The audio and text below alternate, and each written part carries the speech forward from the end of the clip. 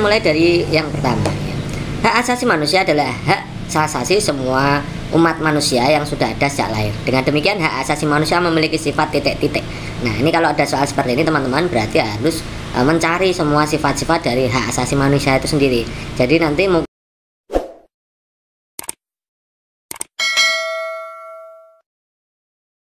sifat dari hak asasi manusia.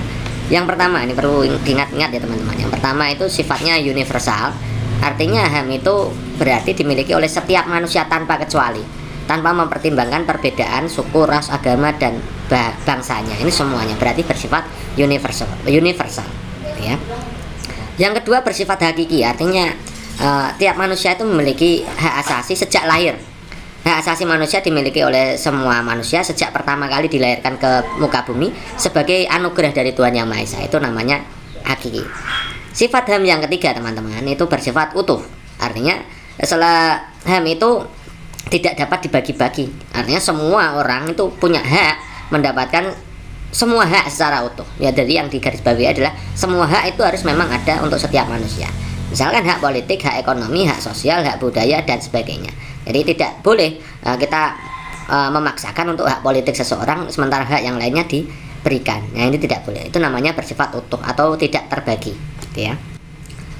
Kemudian yang keempat itu HAM itu bersifat tetap. Hak asasi manusia itu memiliki sifat tetap. Artinya apa? HAM itu tidak dapat dicabut oleh pihak manapun. Ya, tiap manusia memiliki hak asasi manusia sejak lahir sampai meninggal dunia tanpa dapat dihilangkan atau dicabut. Tidak ada yang boleh menghilangkan atau mencabut sifat HAM dari setiap manusia. Yang terakhir adalah sifatnya kodrati. Artinya HAM itu bersifat kodrati, artinya merupakan pemberian dari Tuhan Yang Maha Esa. Tiap manusia yang lahir otomatis memiliki HAM. Nah, sebagai anugerah dari Tuhan, sebagaimana kodrat manusia sebagai makhluk Tuhan. Jadi nanti kalau ada kodrat itu ya ada diksi kodratnya. Ya, ini hampir sama dengan hakiki. Ya, hampir sama. Tapi teman-teman kalau sifatnya kodrati berarti ada unsur kodratnya, gitu ya. Kalau bersifat tetap tidak boleh dicabut atau dihilangkan oleh orang lain, gitu ya. Jadi ada 5 sifat dari HAM. Teman-teman harus hafalkan ini karena ini penting ya.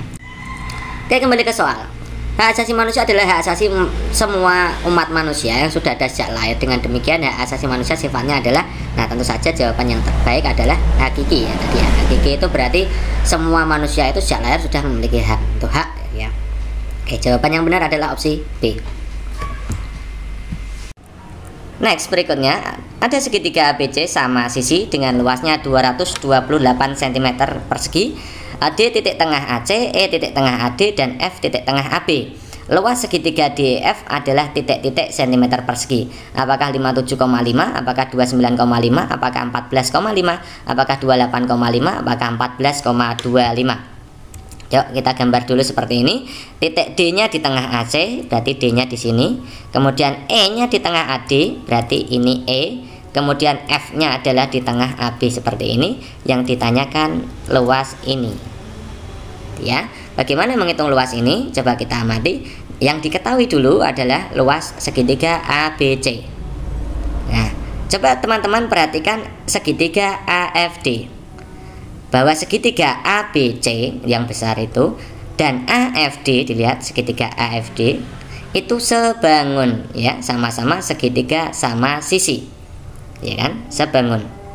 Nah, perbandingan sisi-sisinya ya, karena sisi yang kecil atau AFD, segitiga yang kecil AFD itu adalah setengah, sisinya AD itu setengahnya AC, sisinya EF setengahnya AB, otomatis sisinya DF adalah setengahnya BC. Maka perbandingan sisi-sisi segitiga yang kecil dibanding yang segitiga yang besar itu perbandingannya adalah 1:2 atau setengahnya ya. Maka untuk menghitung luas yang kecil atau luas segitiga yang AFD, luas segitiga AFD itu mudah sekali. Rumusnya adalah skala dikuadratkan dikali luas. Ya, luas yang diketahui. Nah, AFD tadi kan perbandingannya adalah setengah. Jadi setengah kuadrat, ini rumus ini silahkan dicatat ya. Setengah dikuadratkan dikali luas ABC. Yang besar itu ABC. Nah, setengah kuadrat itu setengah kali setengah adalah 1/4 dikalikan 228. Nah, jawabannya adalah 57. Jadi segitiga AFD itu luasnya adalah 57. Ya. Sekarang kita perhatikan segitiga EFD. Dilihat itu EFD yang ditanyakan, dan segitiga AFE itu kongruen, artinya sama dan sebangun, ukurannya sama, bentuknya sama. Nah, jadi ada dua segitiga yang bentuknya sama, ukurannya sama. Nah, karena kongruen dan luas AFD itu 57, maka otomatis segitiga EFD itu setengahnya dari AFD, ya kan? Setengahnya AFD. Nah, jadi setengahnya 57, ketemunya adalah 28,5. Jadi jawaban yang paling tepat adalah 28,5.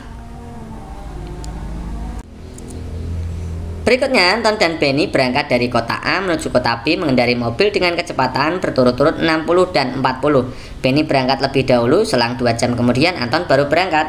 Benny akan terus oleh Anton setelah Benny berkendara selama titik-titik jam, ya.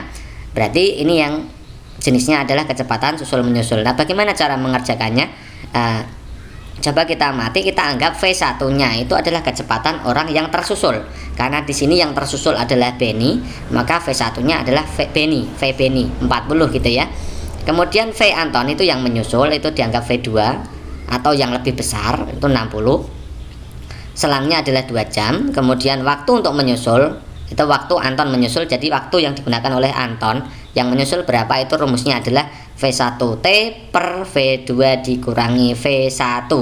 Nah, kita hitung V1 nya 40, T nya adalah 2, jadi 40 kali 2 per 60 dikurangi 40, ya. T nya 2, ingat ya, T nya selang waktu penyusulnya adalah 2. Kemudian berarti 40 kali 2 ketemunya 80 per 20, hasilnya adalah 4 jam gitu ya. Jadi 4 jam itu waktu Anton, 4 jam.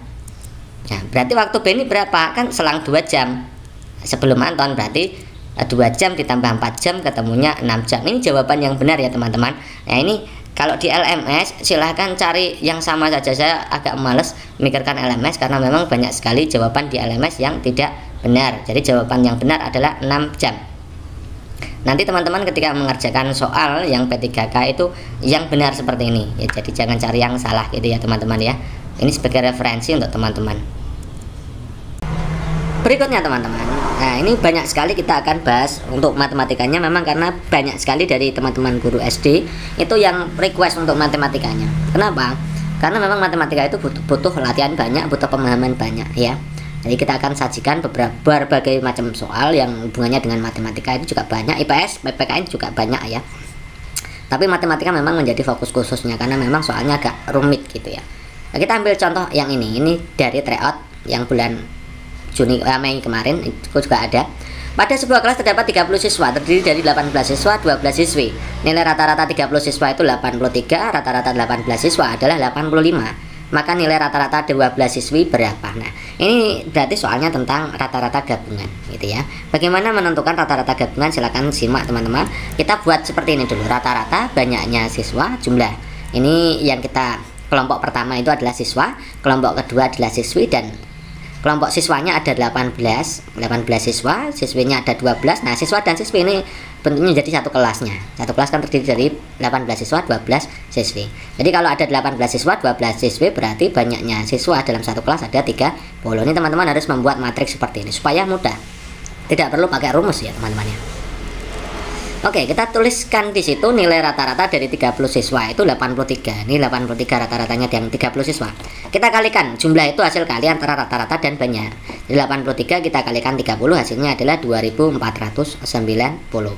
Oke, kemudian di situ ada lagi, jika rata-rata 18 siswa itu 85, yang siswa itu 85, kita kalikan dengan 18, hasilnya adalah 1530.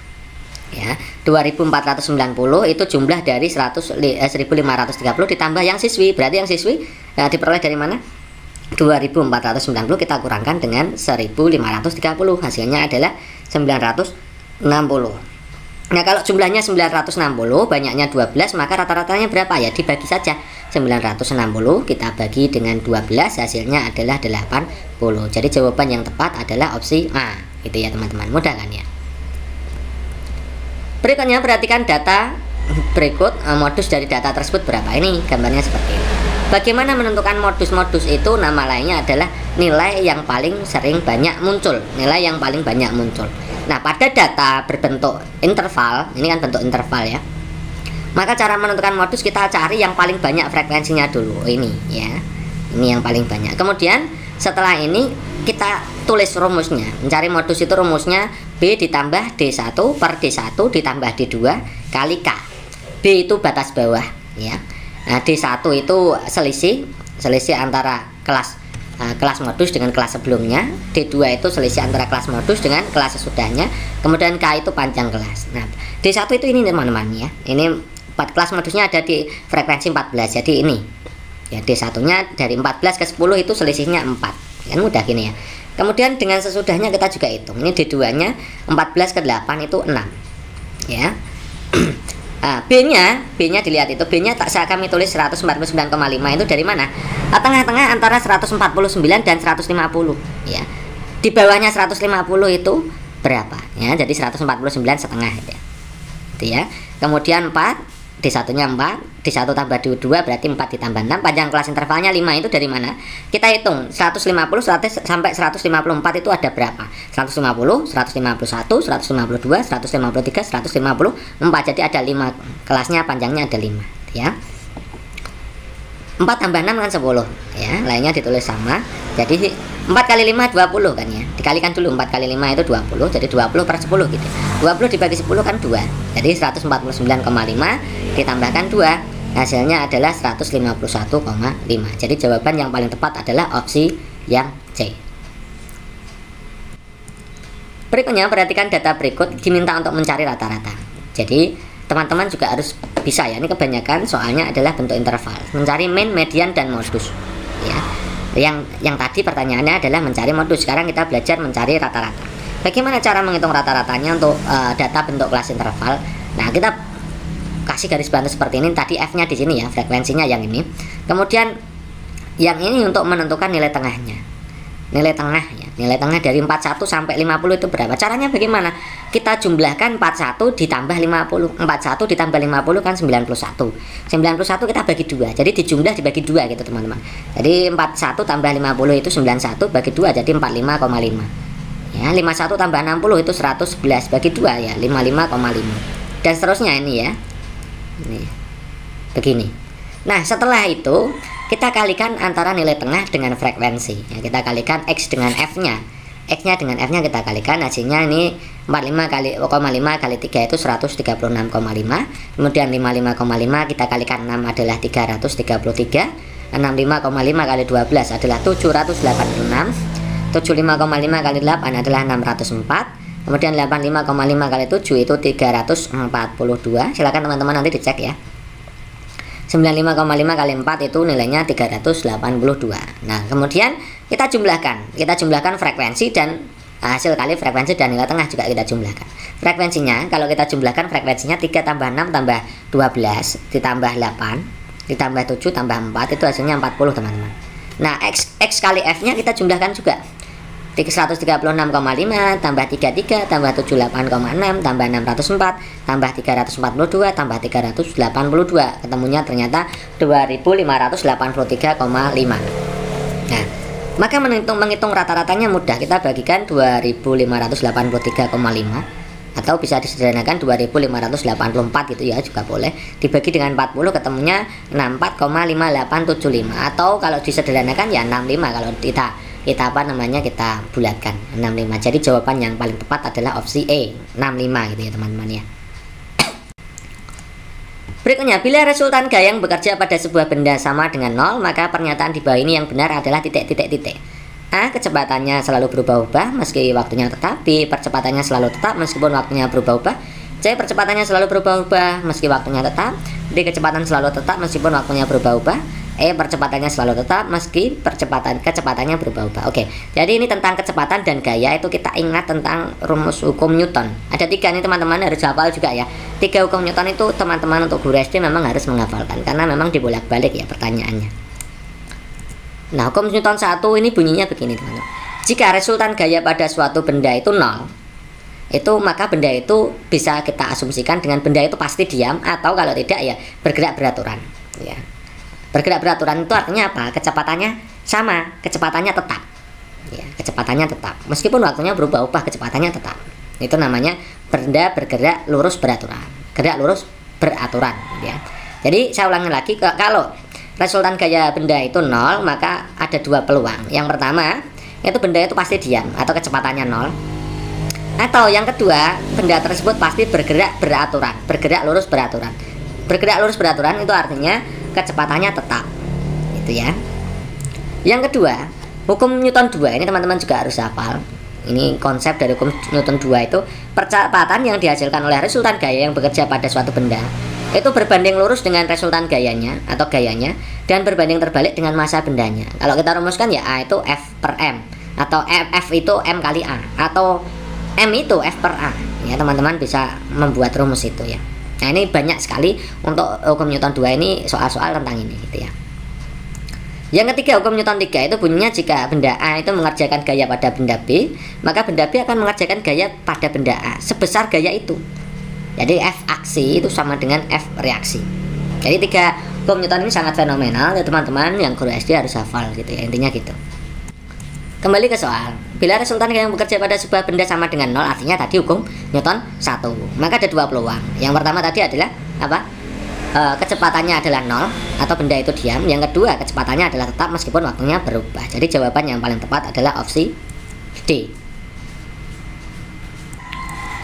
Berikutnya, sekelompok siswa melakukan percobaan dengan menyalakan dua batang lilin sejenis, kemudian menutupnya rapat-rapat masing-masing lilin dengan gelas yang volumenya tidak sama. Jadi ada dua lilin yang ukurannya sama itu ya. Kemudian ditutup oleh dua gelas ya, dua gelas masing-masing ditutup sebuah gelas ya, masing-masing ditutup sebuah gelas tapi ukurannya tidak sama atau volumenya tidak sama. Kemudian mengamati nyala api lilin hingga keduanya mati. Nah nanti hasil percobaannya pastilah lilin yang dengan volume gelas yang ditutup dengan volume gelas yang lebih besar, maka nyala matinya lebih belakangan, lebih nanti gitu ya, lebih tahan lama hidup daripada yang gelasnya volumenya kecil. Itu intinya seperti itu ya. Maka rumusan permasalahannya seperti apa? Nah, kita harus paham ya teman-teman ya. Untuk menentukan rumusan masalah itu yang pertama itu ditandai dengan kata tanya. Yang kedua, kejelasan antara variabel bebas dan variabel bergeraknya. Jelas mana itu variabel bebas, mana variabel terikatnya. Variabel bebas itu adalah variabel yang mempengaruhi, sementara variabel terikat itu variabel yang dipengaruhi. Nah, pada percobaan itu saya yakin variabel bebasnya yang mempengaruhi nyala api lilin ya, durasi nyala lilin itu pasti volume gelasnya yang mempengaruhi ya. Semakin besar volume gelas semakin tahan lama itu ya, semakin kecil semakin cepat mati ya durasi lilinnya. Variabel terikatnya berarti yang durasi nyala api. Jadi harus ada dua-duanya ini teman-teman. Kita lihat opsi yang A. Apakah ada perbedaan durasi nyala api lilin ya? Itu yang difokuskan hanya durasi nyala api lilin, berarti variabel bebasnya tidak ada ya. Yang B ini kita sudah kasih centang. Ini yang mempengaruhi adalah volume gelas, benar. Variabel bebasnya ada, volume gelas. Yang dipengaruhi adalah durasi api lilin, benar. Jadi jawaban yang B itu pasti benar.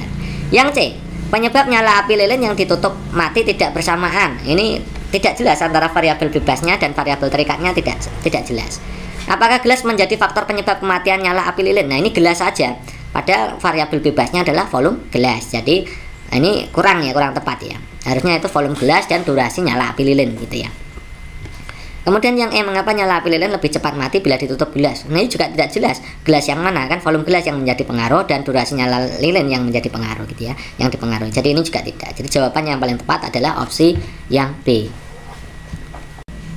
Next, berikutnya diperoleh data penelitian hasil observasi kuantitatif dan kualitatif. Manakah yang merupakan hasil observasi kuantitatif? Kita harus paham ya teman-teman. Jadi data atau hasil observasi itu ada dua, yaitu data kuantitatif dan data kualitatif. Kita tulis ya. Kalau data kualitatif ini hubungannya dengan data verbal, bisa dideskripsikan dengan penjabaran kata-kata. Bentuknya kualitas intinya gitu ya. Misalkan tinggi, pendek, nah, itu kualitas. Merah, hijau, itu juga kualitas. Halus, kasar, itu kualitas.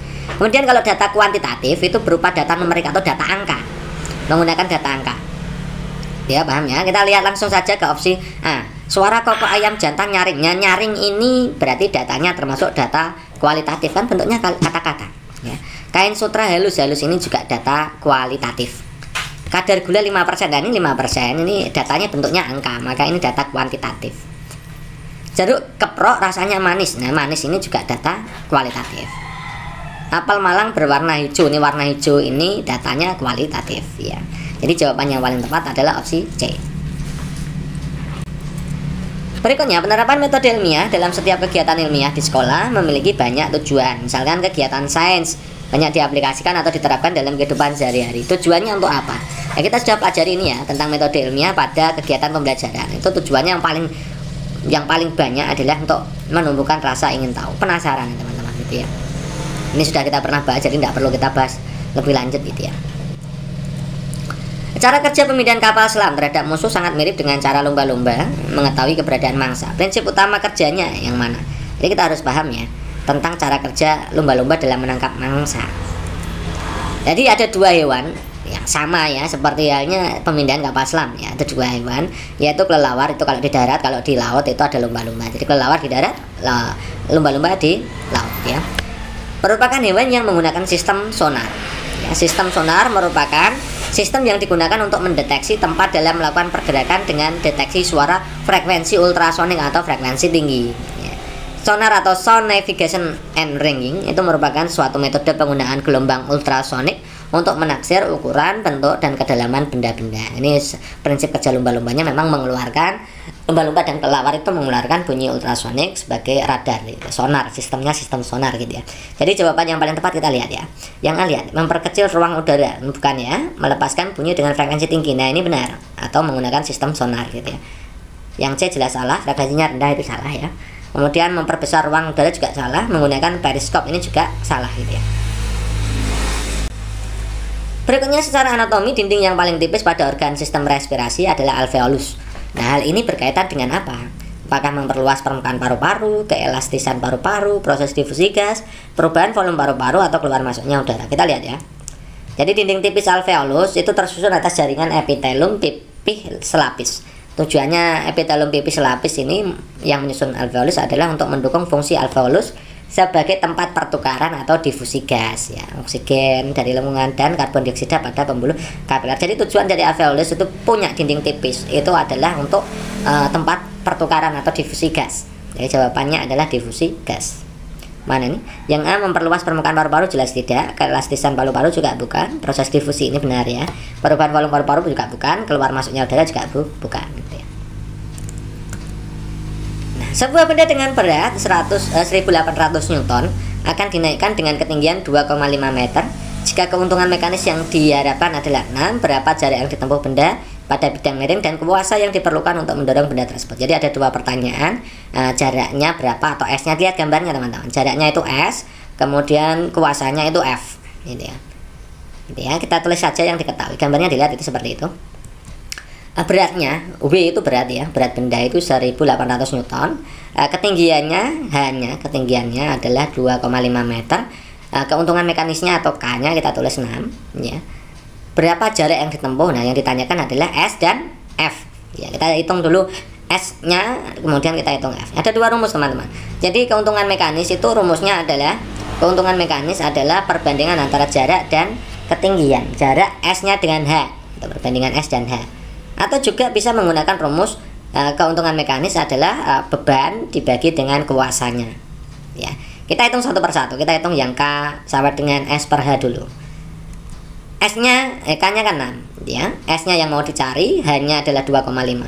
6 itu sama dengan S dibagi 2,5, maka S-nya berapa? Ya kita kalikan, kita pindahkan 2,5 ke sayap kiri, jadi dikali ya, per 2,5 kalau pindah ruas jadi kali. Jadi 6 kali 2,5, 2,5 kali 6, jawabannya adalah 15 meter. Oh, jadi jarak yang diperlukan adalah S-nya adalah 15 meter.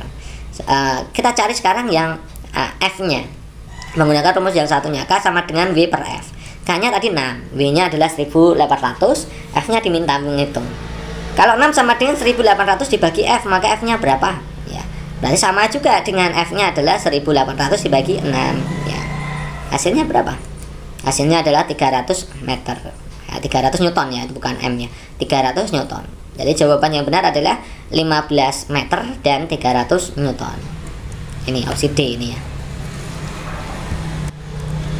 Berikut, berdasarkan data pada tabel tersebut, mana yang merupakan pemajuan HAM pada periode 98 sampai sekarang. Kita lihat nih datanya ya. Jadi HAM 98 sampai sekarang itu berarti orde reformasi sampai sekarang gitu. Orde reformasi sampai sekarang kita lihat gitu ya. Kita lihat nomor 1 yang A, matrik yang 1A, lihat. Ditetapkan berbagai peraturan undang-undang yang berkaitan dengan HAM. Benar enggak? Ini benar ya. Yang B, penegakan HAM lebih menekankan pada perwujudan hak berserikat melalui organisasi politik. Tidak ya. Jadi semua lini pada HAM itu ketika 98 sampai sekarang itu semuanya ya secara utuh diberlakukan. Yang C, diberlakukan pembatasan terhadap hak sipil. Ini juga bukan yang C salah pasti. Yang B, 1B, 1C itu jelas salah. Oke. Yang 2, diadakan berbagai seminar tentang penegakan HAM ya, bukan ya. Ditegakkan kebebasan pers. Nah, pers itu sebagai penegakan demokrasi itu benar. Jadi ini benar. Direncanakan program rencana aksi nasional HAM, ini tidak ada ya. Ketika 98 sampai sekarang tidak ada rencana aksi nasional HAM ya. Yang ketiga, pemerintah memberikan keleluasan pada rakyat untuk mendirikan partai politik. Ini sebenarnya 3A ini juga benar. Dilakukan kajian ratifikasi terhadap instrumen HAM internasional. Ini belum selesai ya, belum selesai. Kemudian dibentuk Komnas HAM. Ini benar, Komnas HAM ini juga benar. Jadi 1A, 2B dan 3C ini benar ya. Jadi jawabannya adalah opsi E. Kemudian menurut Hans Cons, nasionalisme diartikan sebagai paham yang berpendapat bahwa titik-titik kesetiaan tertinggi individu harus diserahkan kepada pemerintah yang berdaulat, atau pengabdian tertinggi kepada pemimpin adalah melalui rakyatnya. Kesetiaan tertinggi individu harus diserahkan kepada warga negara kebangsaan.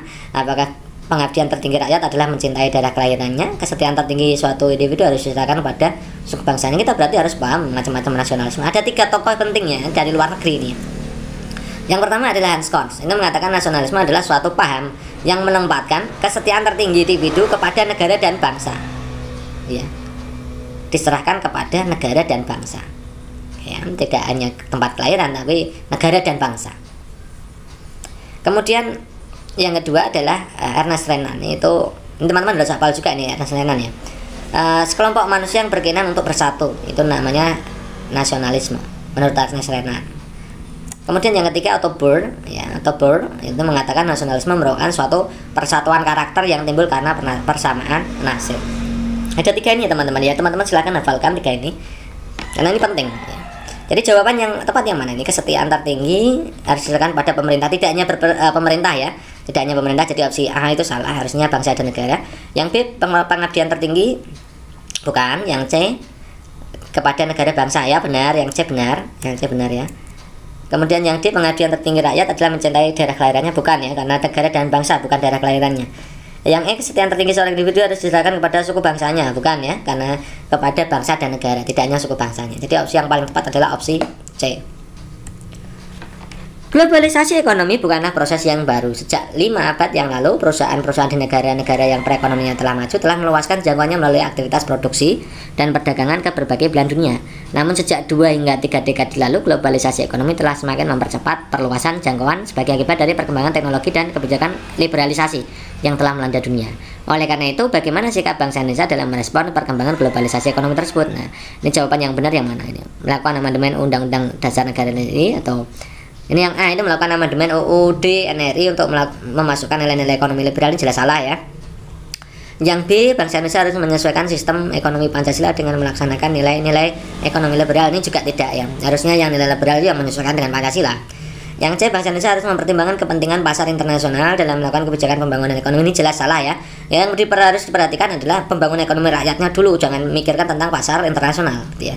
Yang D, bangsa Indonesia harus menerapkan sistem ekonomi rakyat, ini benar. Asas kekeluargaan, berkedaulatan rakyat juga benar. Bermoral Pancasila, berpihak kepada rakyat, ini benar ya. Opsi D ini jelas benar nih.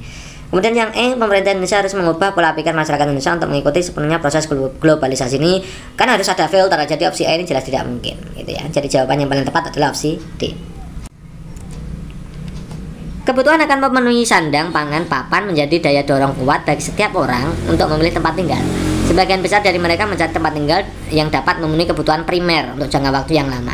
Ini dengan demikian orang memilih kemungkinan berdasarkan apa? Ini yang ditanyakan adalah pemenuhan kebutuhan primer. Kebutuhan primer itu apa sih? Ya, makan. Makan ada hubungan dengan makanan ya, hubungan dengan makanan ini ya. Kita lihat yang A, dekat dengan lapangan pekerjaan. Ini kurang ya. Ini yang penting ini fokusnya ke kebutuhan primer. Lapangan pekerjaan macam-macam ya. Mudah mendirikan bangunan. Bangunan itu juga bukan ya. Mudah mendapatkan air, ini juga bukan. Dekat dengan tanah yang subur, ini juga kurang ya. Kemudian dekat dengan lahan garapan. Lahan garapan itu hubungannya dengan pangan ya. Jadi jawaban yang paling tepat adalah opsi E.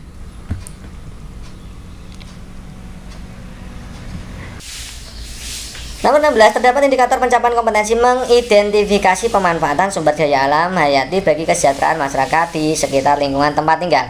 Jenis instrumen penilaian yang relevan untuk mengukur indikator tersebut adalah titik-titik. Dilihat ini teman-teman, melakukan identifikasi. Ini kalau teman-teman sudah belajar banyak di dari channel, tentu saja tahu kalau mengidentifikasi ini masuknya di pengetahuan kognitif level 2 pada ranah konseptual. Ya kan ada ranah faktual, ada ranah konseptual, dan ranah psikomotorik. Kemudian yang terakhir adalah metakognitif. Ini masuknya di C2 konseptual. Silakan teman-teman pelajari lagi itu ya. Identifikasi itu melakukan C2 konseptual. Oke. Kita lihat yang opsi, berarti kita harus pilih instrumen penilaiannya harus sesuai. Agak rame ya teman-teman ya, maaf ya. Berarti pilih indikator yang sesuai pada ranah pengetahuan.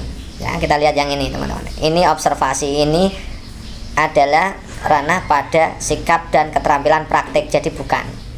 Portofolio ini juga praktik ya, atau keterampilan atau psikomotorik, jadi bukan. Uji petik produk ini juga psikomotorik, praktik ya, keterampilan ya. Kemudian unjuk kerja ini juga bukan, karena unjuk kerja itu praktik atau keterampilan atau psikomotorik. Jadi jawaban yang paling tepat adalah opsi D. Nomor 17, perhatikan ruang lingkup materi berikut ini. Ada pembiasan pada lensa cembung, pengaruh gaya terhadap gerak benda, hubungan gaya dengan gerak, pemantulan bunyi, percobaan membuat periskop. Ruang lingkup materi yang sesuai untuk KD 3.7 menerapkan sifat-sifat cahaya dan keterkaitannya dengan indera penglihatan. Nah ini 3.7 tentang penerapan sifat-sifat cahaya. Yang mana yang ada hubungannya dengan sifat-sifat cahaya? Yang mungkin yang teman-teman yang belum tahu adalah periskop. Sebenarnya periskop itu apa sih? Nah, kita lihat ya periskop ini ya. Periskop itu bekerja berdasarkan refleksi, ini bukan refleksi ya, refleksi cahaya dengan menggunakan dua cermin datar untuk memantulkan cahaya dari satu tempat ke tempat lain. Ini bentuknya seperti ini, seperti periskop pada kapal selam, gitu ya. Juga pada tank-tank itu juga ada periskopnya, ya. Oke, berarti kalau pembiasan pada lensa cembung, pembiasan itu termasuk sifat-sifat cahaya, berarti masuk. Yang dua itu pengaruh gaya terhadap gerak benda, tidak ada hubungannya dengan sifat cahaya. Yang ketiga hubungan gaya dengan gerak juga tidak ada, pemantulan bunyi juga tidak ada. Periskop itu hubungannya dengan refleksi cahaya, ini termasuk sifat. Yang nomor satu itu pembiasan, yang kedua adalah, yang kelima adalah periskop itu adalah refleksi. Ya, jadi jawaban yang paling tepat adalah opsi 1 dan 5. Next, nomor berikutnya 18. Fenomena korupsi di Indonesia nampaknya telah menjadi buah budaya. Dengan melihat berbagai kasus yang terjadi, ketidakjujuran telah melanda masyarakat mulai dari hal yang paling kecil hingga besar yang mengarah ke tindak kriminal. Tindakan tersebut melanggar norma. Nah, ini tidak perlu kita jelaskan ya. Kita sudah jelaskan berkali-kali tentang norma-norma baik kesusilaan, norma hukum, norma kesopanan, dan norma agama. Ini yang menjadi kunci adalah teman-teman lihat yang ini. Mengarah ke tindak kriminal. Tindak kriminal ini berarti maksudnya di norma hukum. Nomor 19, diberikan indikator KD kelas 5 sebagai berikut. Peserta didik melakukan penjumlahan dua pecahan dengan menyebut berbeda. Kegiatan guru untuk memulai aktivitas peserta didik pada tahapan pembelajaran tersebut adalah titik-titik. Ini tentang penjumlahan dua pecahan dengan penyebut beda. Jadi teman-teman kalau mengajarkan penjumlahan dengan pecahan penyebut berbeda, penjumlahan dengan penyebut berbeda, pecahan pada penyebut yang berbeda, maka persepsi materinya atau materi pengenalannya sebelum menginjak ke situ yang anak. Apa yang dibutuhkan oleh anak-anak untuk masuk ke materi penjumlahan dengan pecahan penyebut berbeda, penjumlahan pecahan dengan penyebut berbeda. Jadi teman-teman, kalau anak-anak diminta untuk menentukan penjumlahan pecahan dengan penyebut berbeda, maka anak-anak harus tahu dulu penjumlahan pecahan dengan penyebut yang sama, karena dasarnya memang itu penyebut berbeda. Kalau ada penyebut berbeda untuk menjumlahkan kan perlu menyamakan penyebut dulu. Nah, ada dua hal yang perlu dikuasai siswa sebelum siswa itu bisa mengerjakan penjumlahan pecahan dengan penyebut berbeda.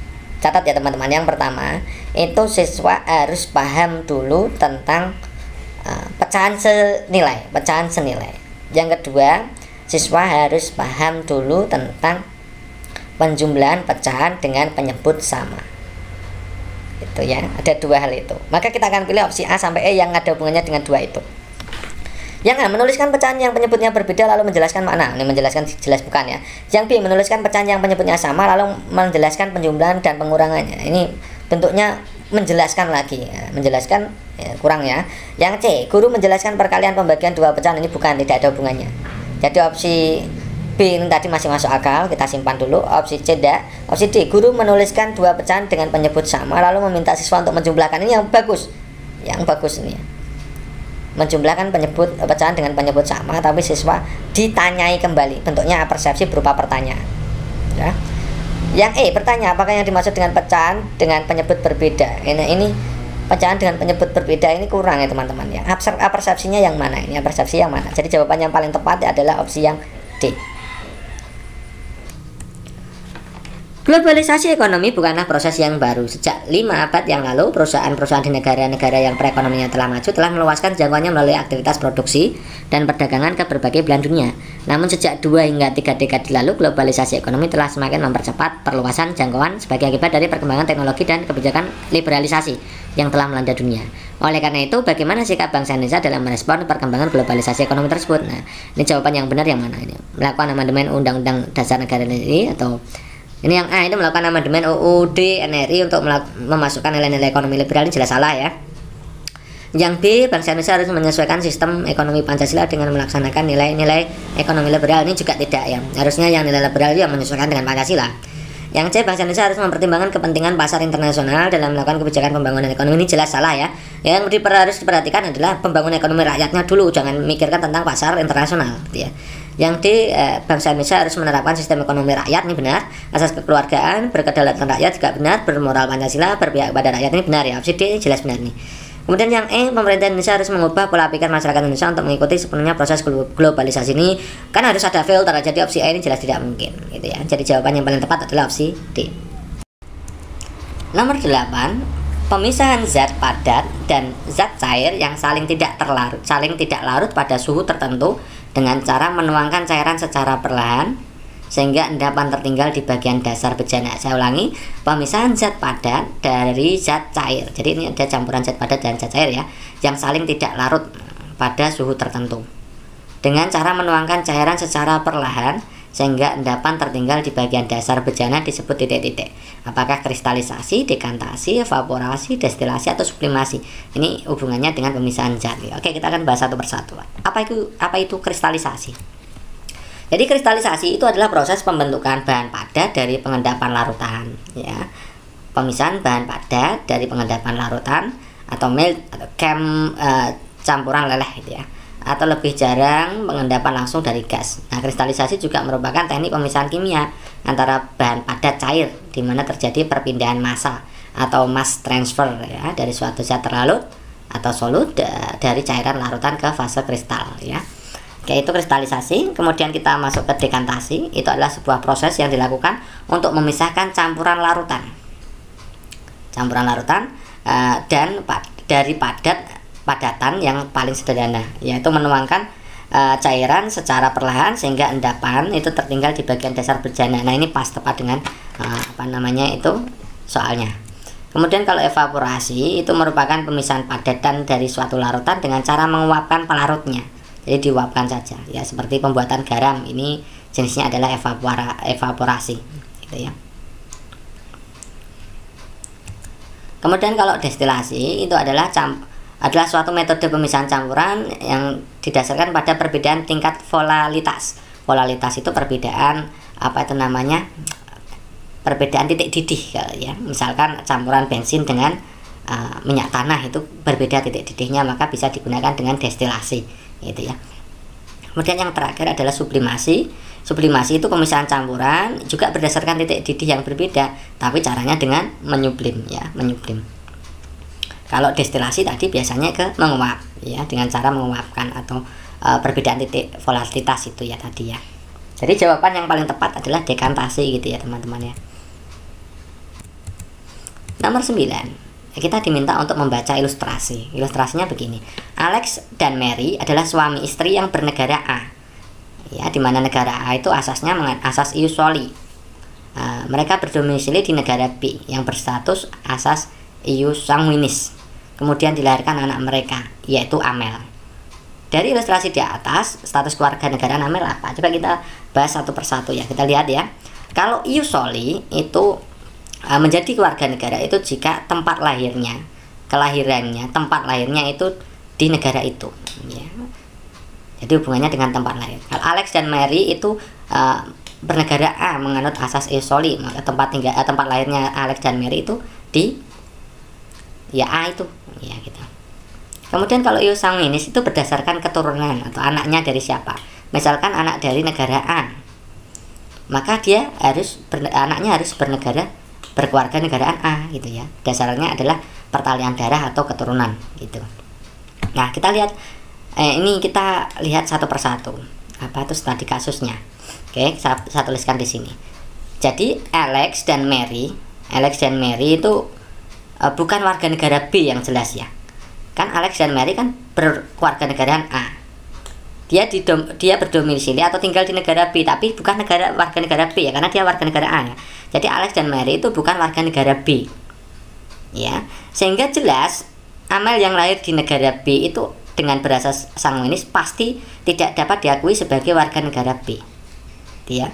Kenapa? Karena orang tuanya, kalau asas sanguinis tadi itu kan berdasarkan keturunannya.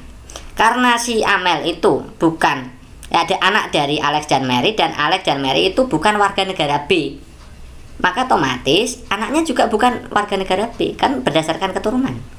Kalau orang tuanya bukan negara B, otomatis anaknya juga bukan negara B kalau menggunakan asas sanguinis gitu ya. Jadi kesimpulannya Amel itu bukan warga negara B. Sekarang kita lihat yang ini.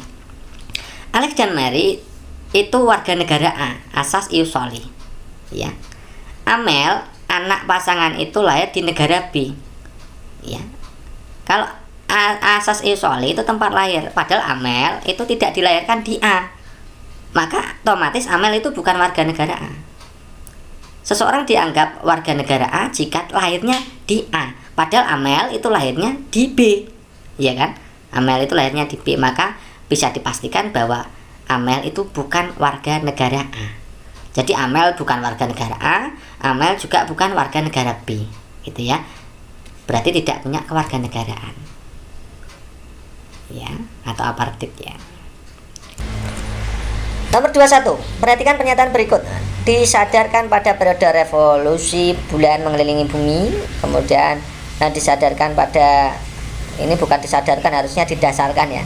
Didasarkan pada periode proses bumi, 1 tahun terdiri dari 365 hari, 1 tahun terdiri dari 354 hari. Jatuhnya hari raya Idul Fitri setiap tahun pasti berbeda. Hal ini tidak sama dengan perayaan hari Natal yang diperingati setiap tanggal 25 Desember. Perbedaan ini karena tahun Masehi sesuai pernyataan titik-titik yang digarisbawahi tahun Masehi. Kita akan bahas satu persatu. Kalau Idul Fitri, teman-teman, yang perlu diketahui adalah Idul Fitri itu penanggalannya menggunakan penanggalan Hijriyah. Penanggalan Hijriyah itu apa? Menggunakan revolusi bulan terhadap bumi sebagai dasar penghitungannya. Jadi kalender bulan. Kalender Hijriyah itu dianggap kalender bulan. Ya, karena menggunakan bulan sebagai dasar. Menggunakan revolusi bulan terhadap bumi sebagai dasar perhitungannya. Nah, dalam 1 tahun itu bulan itu berevolusi terhadap bumi ya. Bulan itu berevolusi terhadap bumi itu selama 354 hari ya. Satu putaran bulan mengelilingi bumi itu lamanya adalah 354 hari. Maka itu disebut 1 tahun Hijriah. Sementara untuk Natal itu menggunakan kalender Masehi. Kalender Masehi itu dasar perhitungannya menggunakan ukuran revolusi bumi terhadap matahari. Jadi bumi mengelilingi matahari. Satu keliling bumi, satu periode bumi mengelilingi matahari itu ternyata 365 hari, maka itu disebut 1 tahun Masehi. Ya teman-teman ya. Jadi ini yang ditanyakan adalah perbedaannya karena tahun Masehi sesuai pernyataan nomor berapa tahun Masehi. Kita lihat yang nomor 1, didasarkan pada revolusi bulan mengelilingi bumi. Bukan ya, ini bukan, karena ini adalah kalender bukan Masehi ya, bukan tahun Masehi tapi tahun Hijriah. Yang kedua, didasarkan pada periode proses bumi. Ini proses bumi artinya revolusi bumi, berarti ini kemungkinan ya. Yang nomor 3, 1 tahun terdiri dari 365 hari, betul, karena Masehi itu 365 hari. 1 tahun terdiri dari 354, nah ini bukan, karena ini adalah tahun Hijriah ya. Jadi jawaban yang paling tepat adalah opsi 2 dan 3. Nomor 22, guru kelas 2 SD memulai materi pembagian dengan mengingat materi pengurangan. Ia mencoba memulai materi baru dengan menguatkan pemahaman materi sebelumnya. Teori belajar manakah yang menjelaskan fenomena ini? Berarti ini fenomena ini mengaitkan materi yang akan diajarkan dengan materi sebelumnya. Ini hubungannya dengan struktur kognitif ya. Yang materi belajar mengulang-ulang oleh Tondek bukan. Siswa harus banyak praktek. Ya, betul ya. Siswa harus banyak praktek ini juga bukan. Maka jawaban yang paling tepat yang opsi C. Teori Vygotsky yang menyatakan bahwa belajar hal baru harus dimulai dari yang dikenal siswa, itu jelas ya teman-teman. Ini teman-teman tanpa tahu masing-masing teorinya juga paham. Ini pasti jawabannya C. Nomor 15, norma adalah pola, pedoman standar, ukuran, aturan, kebiasaan yang mengatur masyarakat agar terpelihara ketertiban. Penyimpangan terhadap norma tersebut dapat terkena sanksi pengucilan, rasa bersalah hingga sanksi hukum. Berikut ini adalah beberapa perilaku yang ada kaitannya dengan norma. Baca sendiri A sampai E. Kemudian di antara contoh tersebut di atas tergolong usage. Usage itu apa ya? Kita kan tahunya norma itu ya norma sopanan, norma kesusilaan, norma agama, norma hukum. Biasanya kan begitu. Nah ternyata teman-teman itu harus belajar lebih, karena ternyata norma itu dalam bahasa luarnya itu ada macam-macam gitu ya. Ada usage, ada folkways, ada more, ada custom, ada law. Teman-teman juga harus hafal. Kita akan bahas ya. Silakan teman-teman bagi yang apa itu namanya baru menjumpai seperti ini, silakan teman-teman itu di screenshot untuk dipelajari gitu ya. Nah, kita belajar dulu pembagian norma berdasarkan Stephen, ini dari orang luar ya. Yang pertama adalah usage. Use itu cara, hubungannya dengan cara. Ya, cara hidup gitu ya. Norma yang apabila dilanggar pelakunya dianggap melakukan penyimpangan sosial ringan ya. Sanksi penyimpangan kecil ini sifatnya hanya celaan. Ya, sebagai contoh di Indonesia anak kecil membayar permen dengan tangan kiri itu dianggap tidak sopan gitu ya. Meskipun tidak dihukum atau diapakan ya, tapi itu tidak sopan. Jadi usage itu kalau dalam bahasa Indonesianya mirip-mirip lah dengan norma kesopanan. Hubungannya dengan norma kesopanan itu usage gitu ya. Mengingatnya mudah begitu ya. Usage atau cara. Kemudian yang kedua adalah folkways. Folkways itu bahasa Indonesianya adalah kebiasaan atau norma kebiasaan. Norma yang dibentuk oleh kebiasaan. Awalnya adalah perbuatan, namun kemudian diulang-ulang menjadi kebiasaan atau folkways gitu ya. Level ikatan dan sanksi folkways lebih besar ketimbang usage. Kalau usage itu kan tadi paling ringan ya. Misalkan jika individu tidak melakukan perbuatan sesuai norma folkways, maka akan dianggap menyimpang. Contoh, ada apa itu? Memberi tempat duduk pada ibu hamil dan lansia di kendaraan umum, itu contohnya itu. Misalkan anak muda sehat yang duduk sambil pura-pura tidur di bus ketika di depannya ada ibu hamil mencari tempat duduk, itu berarti dianggap itu tidak manusiawi, tidak normal lah gitu ya. Jadi dianggap melanggar norma folkways. Nah, kita langsung analisa supaya kita mengingatnya mudah. Apa itu namanya? Sanksi ya. Sanksinya apa ya? Sanksinya adalah menimbulkan rasa malu, rasa bersalah bagi pelakunya. Jadi subjeknya adalah pelakunya, gitu ya. Pelakunya sebagai subjek dan sebagai objek juga ya. Kalau usage tadi sanksinya adalah dianggap tidak sopan. Jadi yang menganggap tidak sopan orang lain. Kalau yang folkways itu rasa malu, bersalah bagi pelakunya ya. Itu berarti condongnya kalau di Indonesia itu mirip, hampir mirip ya. Hampir mirip, saya bilang hampir mirip karena tidak sama, tapi hampir mirip. Kalau folkways itu berarti norma kesusilaan. Hampir sama ya. Kalau usage itu norma kesopanan, kalau folkways itu norma kesusilaan. Seperti itu, saya bilang seperti ya. Kemudian yang ketiga adalah mores. Mores itu adalah tata perilaku, yaitu norma yang dibentuk oleh kebiasaan yang mengatur perilaku individu agar teratur. Atau hukum masyarakat, ini dianggap mores ya. Hukum di masyarakat. Ini bagi pelanggarnya itu biasanya dapat hukum dari masyarakat, mendapat hukuman dari masyarakat ya. Contohnya begini, ada kegiatan apa namanya? Mores mengatur kita untuk tidak menjadi kanibal atau memakan manusia ya, memakan daging manusia. Ketika kita ditemukan sedang makan daging manusia, maka kita mendapatkan sanksi yang keras ya, bisa hukuman atau minimal tidak lagi dianggap sebagai manusia. Itu ya mores ya. Mores itu anggap saja kalau di Indonesia itu seperti norma hukum tapi berlaku di masyarakat, tidak di penjara tapi dihukum oleh masyarakat ya. Kemudian yang keempat adalah custom, itu adat, norma adat. Ini hubungannya dengan adat ya teman-teman. Adat istiadat meliputi tata kelakuan yang menyatu pada pola perilaku masyarakat ya. Contohnya adalah misalkan apa namanya itu apa tuh tentang pernikahan, adat pernikahan dan lain-lain itu ya. Itu adat masing-masing daerah punya custom berbeda-beda atau adat berbeda-beda. Yang terakhir adalah law atau hukum. Ini teman-teman juga sudah tahu kalau melanggar itu pasti mendapatkan sanksi. Ini sama dengan di Indonesia ya, dan norma hukum gitu ya. Nah, kita akan analisa mana yang termasuk usage. Kata kuncinya tadi apa? Yang pertama sanksinya ringan, paling ringan itu usage. Yang kedua paling-paling sanksinya adalah tidak dianggap sopan atau dianggap tidak sopan lah, gitu. Dianggap tidak sopan itu usage. Kita lihat yang A. Jika terpaksa bersendawa dilakukan dengan sopan. Nah, ini hubungannya dengan usage ya. Ngaben merupakan pembakaran mayat di Bali. Proses pembakaran mayat di Bali ini termasuk adat atau custom ya, ini custom. Jadi ini bukan. Menyapa dengan ramah. Menyapa dengan ramah itu maksudnya folk ways, bersalaman gitu ya. Kalau misalkan bertemu dengan teman-teman tidak bersalaman tuh rasanya gimana gitu ya. Berarti maksudnya di folk ways.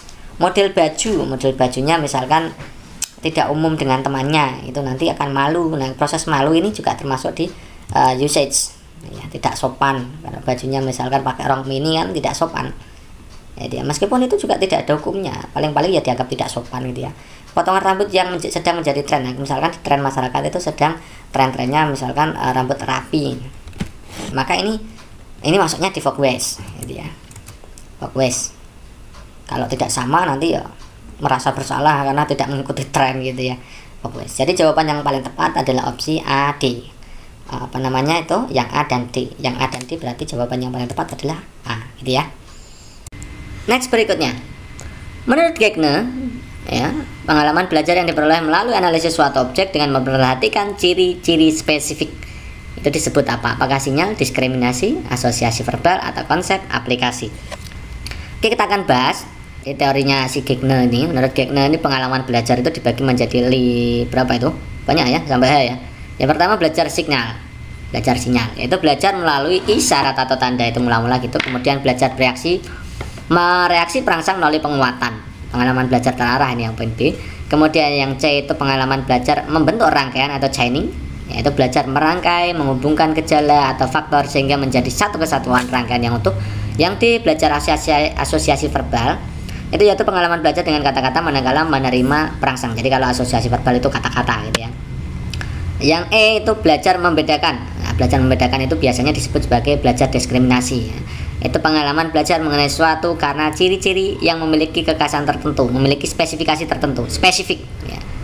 Belajar sesuatu yang memiliki ciri-ciri spesifik itu disebut diskriminasi. Kemudian belajar konsep, itu pengalaman belajar menentukan ciri atau atribut dari objek yang dipelajarinya sehingga objek tersebut ditempatkan dalam klasifikasi tertentu. Kemudian G belajar aturan atau hukum, yaitu pengalaman belajar dengan menghubungkan konsep-konsep. Kalau menghubungkan konsep-konsep berarti masuknya belajar aturan atau hukum. Kemudian yang H itu belajar problem solving, itu dimana belajar ini adalah pengalaman belajar untuk memecahkan suatu persoalan melalui penggabungan beberapa kaidah atau aturan. Ini urut-urutan dari belajar Gegner ya, pengalaman belajarnya. Jadi kita bisa jawab ya teman-teman. Tahapan untuk menurut Gegner pengalaman belajar yang diperoleh melalui analisis suatu objek dengan memperhatikan ciri-ciri spesifik. Tadi kita sudah bahas ya. Kalau sinyal itu belajar melalui syarat atau tanda. Kalau diskriminasi itu belajar karena suatu ciri-ciri yang spesifik atau yang khas ya. Kalau asosiasi verbal belajar dengan kata-kata. Belajar konsep ini belajar menentukan ciri ya dari suatu objek yang dipelajari sehingga objek tersebut kemudian diklasifikasikan tertentu. Kalau belajar aplikatif itu disebut juga belajar aturan atau hukum. Ini pengalaman belajar dengan menghubungkan konsep-konsep. Jadi jawaban yang tepat mana? Pengalaman belajar analisis objek dengan memperhatikan ciri-ciri spesifik atau khas ya. Ciri-ciri spesifik atau khas masuknya berarti di B ya. Diskriminasi.